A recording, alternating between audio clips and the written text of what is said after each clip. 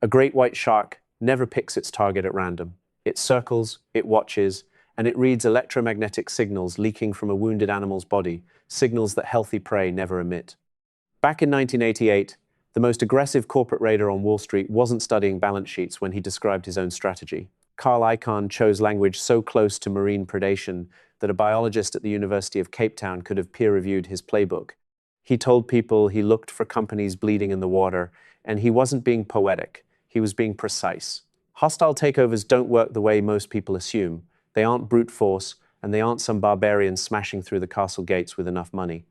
The most successful hostile acquisitions in history follow a behavioral sequence so eerily similar to apex shark predation that once you map the mechanics, the parallel becomes structural, not metaphorical. And here's the thesis I want you to hold in your head for the next 15 minutes. Predation is not aggression, it's information processing. That's true in the ocean, it's true on Wall Street, and if you're running a company or investing in one, understanding shark hunting mechanics will tell you more about corporate vulnerability than any quarterly filing ever will. Let me show you what I mean. Forget what Jaws taught you. Peter Benchley's 1975 creation turned the great white into a mindless killing machine for an entire generation. And Shark Week on Discovery Channel has spent decades reinforcing that image. The real animal is something far more interesting because it's a sensor platform. Off the coast of South Africa, near a place called Seal Island in False Bay, great whites execute what marine biologists call a breach attack. They patrol below a colony of Cape fur seals, sometimes for hours, swimming in slow loops at about 60 feet of depth. They aren't just waiting, they're processing. Sharks possess a sensory system called the ampullae of Lorenzini, which are tiny electroreceptor pores clustered around the snout.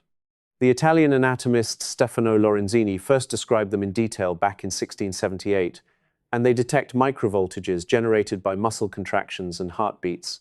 Every living thing in the ocean leaks an electrical signature, and sharks read those signatures the way a forensic accountant reads an SEC disclosure, scanning for anomalies. Research published through Neil Hammerschlag's Shark Lab at the University of Miami, building on field studies conducted at the University of Cape Town, found something that changes how you think about predator intelligence. Great whites don't attack the closest seal, and they don't attack the biggest seal. They attack the seal exhibiting irregular movement patterns, the one swimming slightly out of sync with the group, the one whose electrical signature suggests physiological stress. Using underwater acoustic tags and drone footage, researchers documented that sharks will bypass dozens of healthy targets to isolate one that's broadcasting distress. The predator identifies vulnerability before the prey even knows it's vulnerable. And that's when the attack geometry kicks in, because it isn't random either. At Seal Island, great whites launch from directly below in a vertical ambush from the blind spot. The seal's field of vision doesn't cover the depth beneath it, so the shark accelerates to roughly 25 miles per hour, hits from the angle of minimum detection, and the initial strike lands with such violence that it launches both animals completely out of the water. That's the breach. Researchers have documented that these attacks succeed only about half the time, and when they miss, the shark doesn't chase. It returns to depth and resets. The attack isn't designed for persistence. It's designed for three things in sequence: detect weakness, approach from the blind spot, and strike with overwhelming speed before the target can organize a defense. When surprise fails, the predator moves on. If you're already thinking this is just a metaphor, you're wrong, because the mechanism is structurally identical, and I can prove it. Here's where the two domains converge. The shark's hunting sequence isn't just about sharks, it's the exact same operational logic that drives every successful hostile takeover in corporate history. In the ocean, the ampullae of Lorenzini detect electromagnetic distress signals, and on Wall Street, activist investors and corporate raiders scan public filings, debt-to-equity ratios, and insider selling patterns, which are financial distress signals a company emits before the board even understands it's in trouble. In the ocean, the shark identifies the seal swimming out of formation, and in a boardroom, the raider identifies the company whose stock price has decoupled from its asset value, the one drifting away from the herd. Underwater, the attack comes from below the visual field, and in corporate warfare, the initial stake accumulation happens below the SEC's 5% disclosure threshold, the trigger established under the Williams Act of 1968, invisible to the target until it's too late. And when a breach attack fails in the ocean, the shark resets and selects new prey. Kraft Heinz learned the Wall Street version of this in 2017 when it made its $143 billion unsolicited bid for Unilever. CEO Paul Polman rejected the approach within hours, and Kraft Heinz withdrew inside 48 hours. The seal kicked back, and the shark moved on. The mechanism is identical, and only the medium is different. Most people don't realize that hostile takeovers are not about money, at least not primarily. They're about information asymmetry and the exploitation of vulnerability signals. The money is just the teeth. The first principle shark biologists would recognize immediately is something called lateral line sensing. Sharks have a fluid-filled canal system running along each side of their body that detects pressure waves and low-frequency vibrations in the water, which gives them a three-dimensional map of movement around them, even in zero visibility conditions. A great white patrolling the murky waters off the Farallon Islands near San Francisco doesn't need to see an elephant seal. It reads the pressure disturbance the seal creates by existing, the drag patterns, the turbulence signatures, the hydrodynamic profile of an animal swimming efficiently versus one that isn't. Now, translate that to hostile takeovers. Before Carl Icahn made his move on TWA in 1985, before Boone Pickens went after Gulf Oil, before Nelson Peltz targeted Procter & Gamble in 2017, each of them had already built what you'd call a pressure map of the target. They analyzed proxy statements, executive compensation structures, capital allocation inefficiencies, and shareholder sentiment. Peltz's Trian Fund spent 18 months studying P&G's organizational structure before buying a single share, and what he found told the whole story. P&G's organic sales growth had stalled at around 1%, while competitors posted 3 to 4 times that number. Layers of management had piled up without adding value, and selling, general, and administrative costs ballooned relative to peers. To anyone reading the lateral line, P&G looked like an elephant seal in murky water, generating too much drag. The mistake most companies make is assuming they're safe because they're big. Size doesn't protect seals from great whites, and market capitalization doesn't protect companies from raiders. What protects both is efficient movement, meaning tight formations, fast reflexes, and no wasted energy. When Nelson Peltz finally disclosed his $3.5 billion stake in P&G, the board acted stunned, but they shouldn't have been. Every signal had been sitting in the water for years. The pressure map was public, and Peltz simply knew how to read it. If you're a CEO or a board member, the actionable insight is blunt. Audit your own pressure waves. Ask yourself what signals you're broadcasting that you can't see, because declining margins, excessive overhead, and below-peer returns on invested capital are your electromagnetic distress signals. Raiders read them the way sharks read microvoltages fluently, and long before you know you're being watched. But here's the thing, that's not even the most important principle. The second one is what ethologists call tonic immobility, and it might be the single most underappreciated dynamic in corporate warfare. When certain shark species, particularly great whites and tiger sharks, flip a prey animal or pin it in a specific posture, the prey enters a paralytic state where its nervous system locks up. The animal stays alive and conscious but can't mount a coordinated response. Research has documented this phenomenon extensively, with orcas flipping great whites themselves off the coast of Gansby, South Africa, which is an apex predator rendered immobile by a superior predator's technique.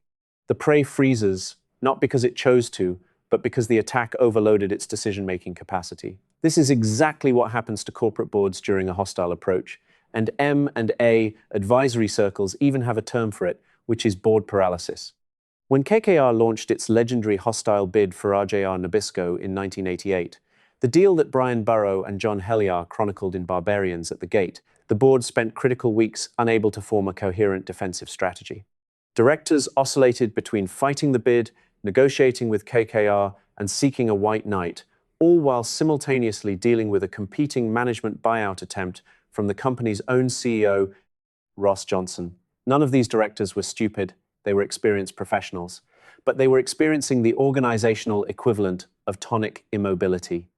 The speed and aggression of KKR's approach, financed with the kind of high-yield debt that Michael Milken's junk bond revolution had made possible, combined with the simultaneous internal threat from Johnson's MBO, created so many competing threat vectors that the board's decision-making apparatus locked up entirely. The final acquisition price landed at $25 billion, roughly $6 billion more than the initial offer, partly because the defense fell apart so badly that the whole process devolved into an auction instead of a strategy.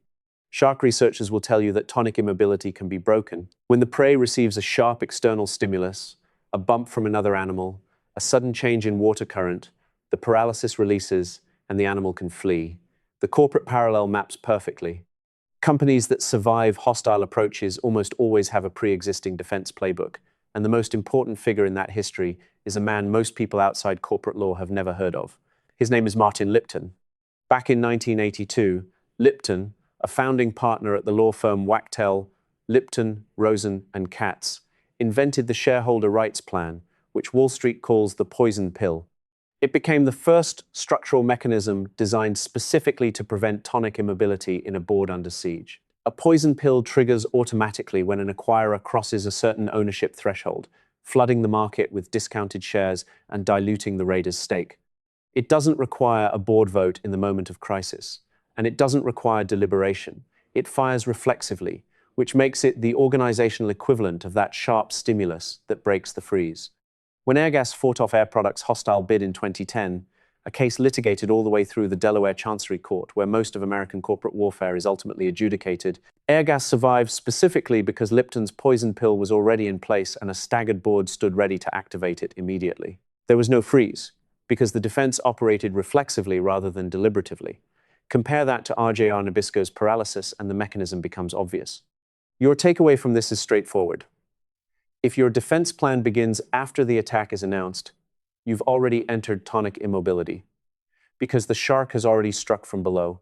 The companies that survive are the ones that rehearse their responses before they're needed, just as the seals that survive at False Bay are the ones that never stopped scanning the depth beneath them. That covers principle 2, and the third one is where it really gets interesting. Marine biologists studying reef sharks in the Pacific, particularly gray reef sharks around Bikini Atoll and Rangiroa in French Polynesia, have documented a behavior called agonistic display. Before a gray reef shark attacks, it performs an exaggerated swimming pattern with a hunched back, lowered pectoral fins, and lateral swaying. It looks like a warning, but here's what Donald Nelson discovered at Cal State Long Beach in research that became foundational for elasma branch behavioral ethology. The display isn't directed at the intended prey at all. It's a signal to other sharks that communicates territorial ownership of a hunting opportunity. The message is simple. This target is mine. Back off. Hostile takeovers have a precise equivalent, and it's one of the least understood dynamics in corporate finance. When an activist investor files a 13D disclosure with the SEC, the public announcement required under the Williams Act, once they've acquired more than 5% of a company's outstanding shares, that filing functions as an agonistic display. It broadcasts to every other predator in the market that the vulnerability has been identified, the resources have been committed, and the opportunity has been claimed.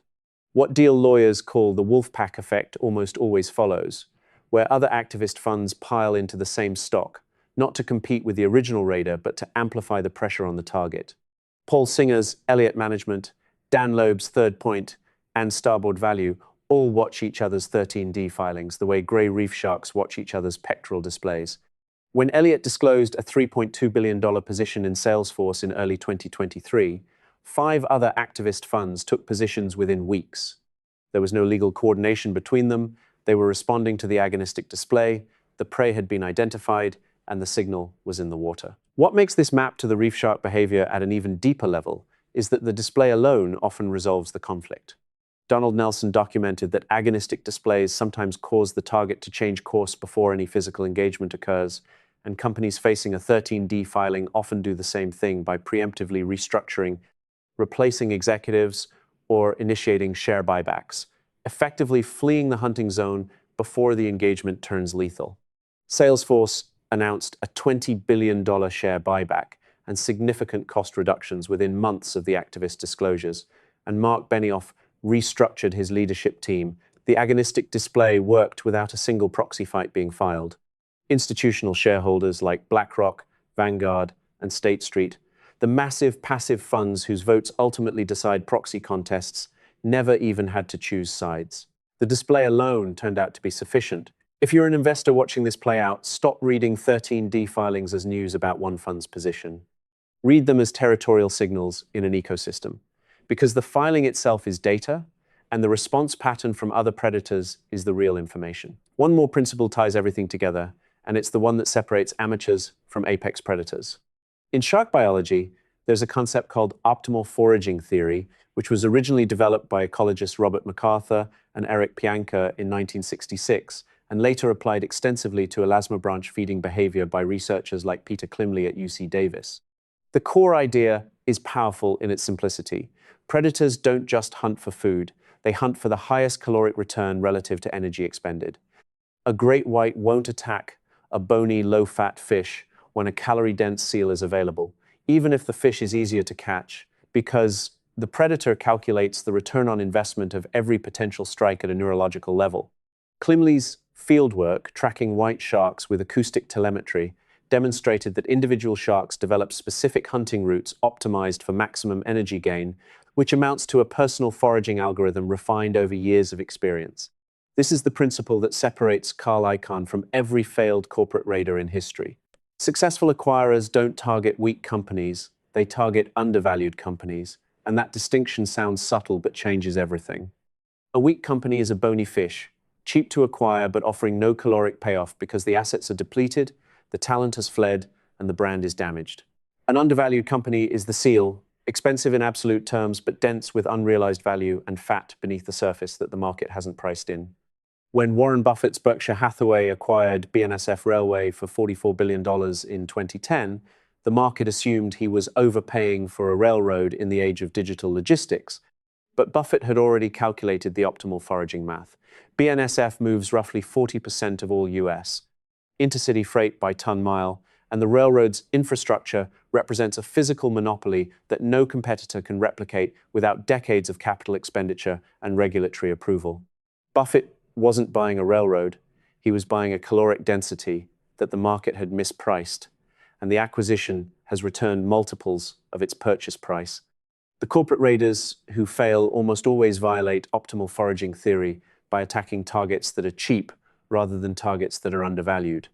They confuse a low stock price with a high caloric opportunity, and that confusion mirrors the juvenile sharks that researchers observe attacking suboptimal prey, fish too small, too bony, and too energetically expensive to pursue.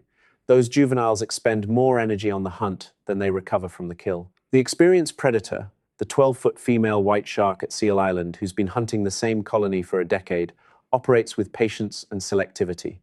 She doesn't chase what's easy, she calculates what's worth it. And here's something neither the business books nor the nature documentaries emphasize enough. The prey adapts. This is the evolutionary dimension that makes both systems dynamic rather than static. At Seal Island, researchers have documented that over observed decades, Cape fur seals have shifted their entry and exit patterns from the colony by leaving and returning in tighter groups and increasing their vigilance scanning of the water below. Seals that survived passed their behavioral patterns to the next generation, and the colony's overall breach attack mortality rate has declined as a result. Predator tactics created selective pressure, and the prey evolved. The same dynamic has played out in corporate governance since the 1980s raider era. Poison pills, staggered boards, advance notice bylaws, and enhanced shareholder communication strategies all function as evolutionary adaptations that emerged because the predation pressure of Icahn, Pickens, and KKR created an environment where only well-defended companies survived intact. Corporate governance in 2026 amounts to an immune system shaped by 40 years of hostile predation, just as the seal colony at False Bay is a population shaped by thousands of years of shark attacks. What marine biologists figured out through hydrophone arrays and acoustic tags and thousands of hours of underwater observation at places like Seal Island and the Farallones, and what corporate strategists are still learning through expensive trial and error in boardrooms and Delaware courtrooms, comes down to a single unified principle. Predation is not aggression, predation is information processing. Lateral line sensing, tonic immobility, exploitation, agonistic display, and optimal foraging theory aren't separate ideas. They're all expressions of the same truth, which is that the predator who wins isn't the strongest or the most aggressive, it's the one that reads the environment most accurately and acts on the smallest signals before anyone else recognizes them. And the prey that survives isn't the biggest or the most powerful, it's the one that minimizes its own signal, maintains tight formation, and builds reflexive defenses before the attack arrives. Next time you read about an activist investor filing a 13D, Don't ask what they're doing. Ask what distress frequency that company was broadcasting. Ask what the lateral line detected, and ask where the blind spot was. And if you're the company, ask yourself the harder question, which is what signal you're leaking that you haven't measured. The best corporate defenses aren't built with bigger legal teams or more expensive investment bankers, though Martin Lipton would probably tell you a good poison pill doesn't hurt. They're built with the same awareness that keeps a Cape Fur seal alive at Seal Island, which is constant vigilance, tight formation, and the bone-deep understanding that somewhere below the surface, something is always reading your signal. You just didn't have the vocabulary for it until now. Sharks and hostile takeovers look like they belong in completely different categories until you examine the mechanics. And then the parallels show up everywhere, in detection, approach geometry, paralysis exploitation, territorial signaling, energy optimization, and evolutionary arms races. That's what we do here. We find the hidden structures connecting fields that no one thought to compare. If you want to see how ant colony logistics explains Amazon's warehouse strategy, subscribe, because that one's next. And drop a comment telling me the most shark-like corporate move you've ever witnessed, because I want to hear the story.